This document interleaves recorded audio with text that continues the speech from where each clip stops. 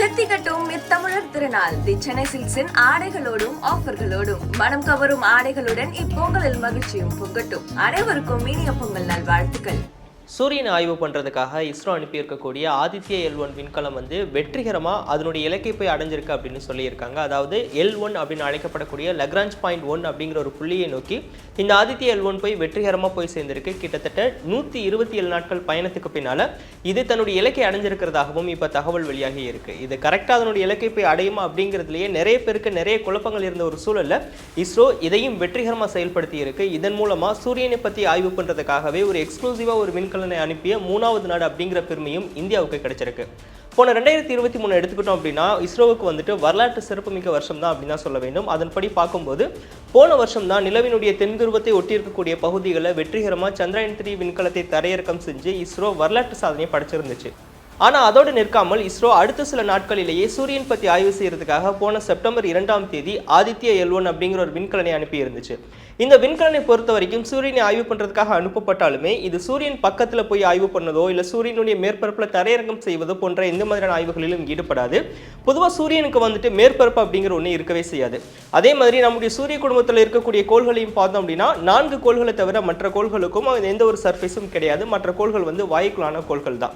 So அப்படி பார்க்கும்போது இந்த ஆதித்ய L1 விண்கலம் எங்கே போய் ஆய்வு பண்ண போகுது அப்படிங்கிறது நிறைய பேருக்கு ஒரு குழப்பத்தை ஏற்படுத்தி இருந்துச்சு. பொதுவாக பூமிக்கும் சூரியனுக்கும் இடைப்பட்டு இருக்கக்கூடிய டிஸ்டன்ஸ் எவ்வளோ அப்படின்னு பார்த்தோம்னா 147.5 மில்லியன் கிலோமீட்டர் தூரம். அதில் இந்த ஆதித்ய L1 விண்கலம் பூமியில இருந்து 1.5 மில்லியன் கிலோமீட்டர் தூரத்தில் போய் நின்று அந்த சூரியன் சம்பந்தப்பட்ட ஆய்வுகளை மேற்கொள்ளும் அப்படின்னு சொல்லியிருக்காங்க. அதாவது பூமியில இருந்து 15 லட்சம் கிலோமீட்டர் தூரம் பயணம் செஞ்சு அது சூரியனை பற்றி ஆய்வுகளை மேற்கொள்ளும் அப்படின்னு சொல்லப்பட்டு இருந்துச்சு. இந்த லக்ராஞ்ச் பாயிண்ட் 1 அப்படிங்கிற அழைக்கப்படக்கூடிய புள்ளி எது அப்படின்னா பூமியினுடைய ஈர்ப்பு விசையும் சூரியனுடைய ஈர்ப்பு விசையும் நேருக்கு நேரம் சந்திக்கக்கூடிய ஒரு இடமா இருக்கு. அந்த இடத்துல ஒரு விண்கலனை நம்ம போய் தரையிறக்கம் செய்யும் போது ரெண்டோட ஈர்ப்பு விசையும் ஒரே நேரத்தில் இழுக்கக்கூடிய காரணத்தினால அதிக அளவில் எரிபொருள் இல்லாமலேயே ஒரு விண்கலனால செயல்பட முடியும் அப்படின்னு சொல்லியிருக்காங்க. அதனால எரிபொருள் செலவு ரொம்ப அதிக அளவில் தேவைப்படாது.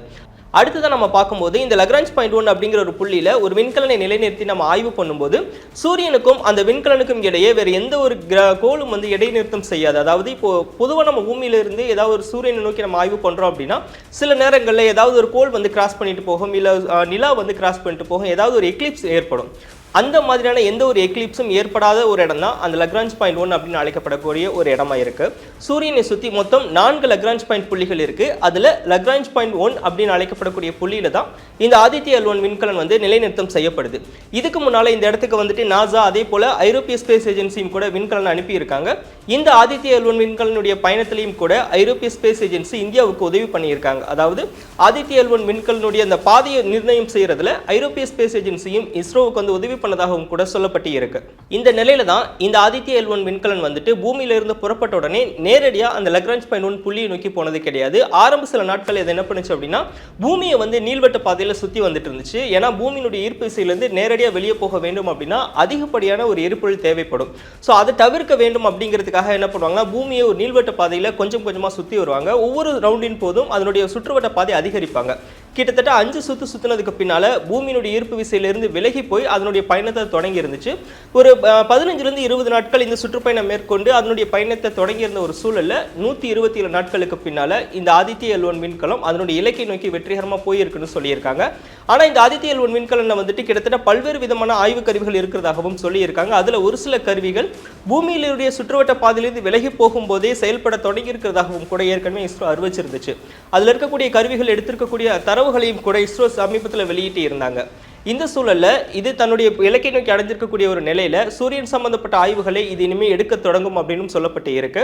அதாவது சூரியனுடைய மேற்பரப்புன்னு பார்க்கப்படக்கூடிய குரோமோஸ்பியர் அதே போல சூரியனின் வெளிப்புற ஆற்றலாக பார்க்கப்படக்கூடிய கொரோனா லேயர் அப்படின்னு அழைக்கப்படக்கூடிய அந்த லேயர் சம்பந்தப்பட்ட ஆராய்ச்சிகளிலும் இந்த ஆதித்ய L1 விண்கலம் தீவிரமாக ஈடுபட போகுது. இதன் மூலமா சூரிய புயல்களை எப்படி முன்கூட்டியே கணிக்க முடியும், ஒரு மிகப்பெரிய சூரிய புயல்கள் ஏற்படுதுன்னா அதை முன்கூட்டியே கணிச்சு அதுக்கு தயாராவதற்கான என்ன வழிகளை ஏற்படுத்த முடியும், சூரிய புயலால் என்னென்ன பாதிப்புகள் பூமிக்கு ஏற்பட போகுது பற்றி பல்வேறு விதமான ஆய்வுகளிலும் இந்த ஆதித்ய L1 விண்கலம் ஈடுபட போகுது அப்படின்னு சொல்லப்பட்டுள்ளது. இன்னைக்கு ஈவினிங் ஆதித்ய L1 விண்கலம் கிட்ட இருந்து தன்னுடைய இலக்கை தான் வெற்றிகரமாக அடைஞ்சிட்டேன் அப்படின்னு சொல்லிட்டு ஒரு மெசேஜ் வந்திருக்குன்னு இஸ்ரோ தரப்புல இருந்து சொல்லியிருக்காங்க. ஸோ இஸ்ரோவினுடைய இந்த வரலாற்று சிறப்புமிக்க வெற்றியை பல தரப்பினரும் பாராட்டிட்டு வராங்க. பிரதமர் நரேந்திர மோடியும் கூட இஸ்ரோவுக்கு இப்போ வாழ்த்து சொல்லி ஒரு ட்வீட் போட்டே இருக்காரு. ஸோ இந்த விஷயத்தை பொறுத்த வரைக்கும் இஸ்ரோ வந்துட்டு போன வருஷம் ஏற்பட்ட எல்லா ஒரு மிஷன்லையுமே சக்ஸஸ் ஆயிருக்காங்க அப்படின்னு தான் சொல்ல வேண்டும். அதனுடைய தொடர்ச்சியாக இந்த வருஷம் மேலும் பல கட்ட ஆய்வுகளிலும் இஸ்ரோ ஈடுபட இருக்கு. குறிப்பாக பார்த்தோம்னா இஸ்ரோவினுடைய இன்னொரு கனவு திட்டமாக பார்க்கப்படக்கூடிய ககன்யான் மிஷன்லையும் கூட இந்த வருஷம் வந்து பல்வேறு முக்கியமான அடுத்த கட்ட நகர்வுகளை இஸ்ரோ ஈடுபடும் அப்படின்னும் எதிர்பார்க்கப்படுது.